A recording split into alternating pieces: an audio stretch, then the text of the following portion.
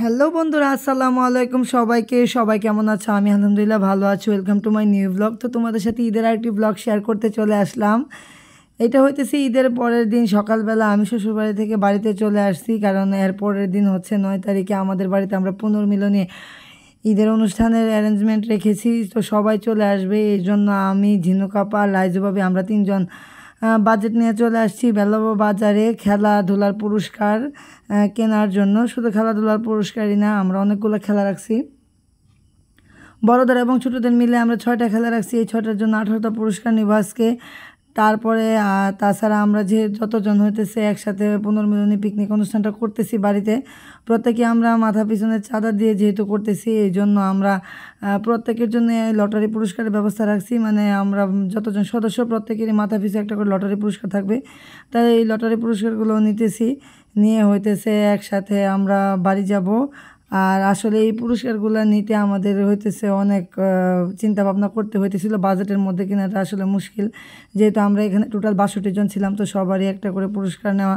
তো সবগুলো নিয়ে হইতেছে আমরা বাড়িতে চলে আসলাম। তো বাড়িতে আসার পরে শিশির ভাই হইতেছে আবার বাড়িতে একটা মিলাদ রাখছিল, যারা আমাদের আত্মীয় স্বজন পূর্বপুরুষরা মারা গেছেন এবং যারা এখনও জীবিত আছেন, অসুস্থ আছেন, তাদের জন্য একটা দোয়া মাহফিলের ব্যবস্থা করেছিল উঠানে। তো তারপরে রাতে আমরা সেই দোয়াতে সামিল হলাম। এখানে সবার জন্যই দোয়া করা হয়েছে। আমিও, আমার দাদা দাদি, নানি, তারপরে যারা মারা গেছে, আমার আব্বা, সবার জন্যই আমরা দোয়া দুরুজ করলাম। এবং যারা অসুস্থ আছে, আমাদের চাচা ফুফুরা জীবিত আছে বয়স্ক, ওনাদের জন্য দোয়া দুরুজ করলাম। তো এটা হচ্ছে পরের দিন সকালবেলা আমি, ঝিনুক আপা, লাইজুভাবে আমরা আবার লিস্ট নিয়ে বসে পড়লাম সবগুলো পুরস্কার সিরিয়াল করার জন্য, যেহেতু 62 জনই আমরা পুরস্কার দিব, বাট কম দামি থেকে দামি। তো এই জন্য এগুলো সিরিয়াল করতে বসছি 62 নাম্বার থেকে একদম 1 নাম্বার পর্যন্ত। আর খেলার পুরস্কারগুলো আলাদা করে ফেলছি। আর মোটামুটি সবাই হইতেছে আসা শুরু হয়েছে বাড়িতে।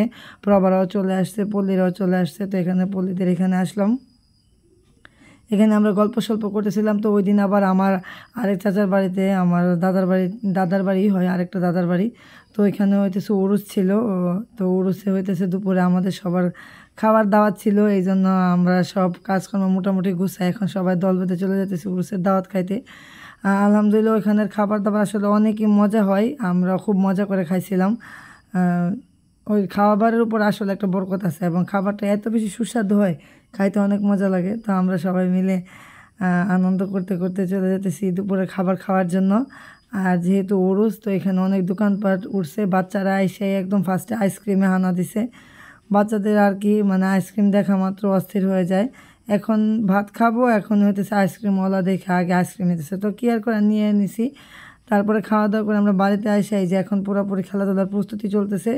তো পরবর্তীতে আরও কী আমরা প্রোগ্রাম করলাম, খেলাধুলা করলাম, সবই তোমাদের সাথে আমি আরও শেয়ার করব। তো সবাই অনেক বেশি ভালো থাকো বন্ধুরা, আজকে এই পর্যন্ত, আল্লাহ হাফেজ।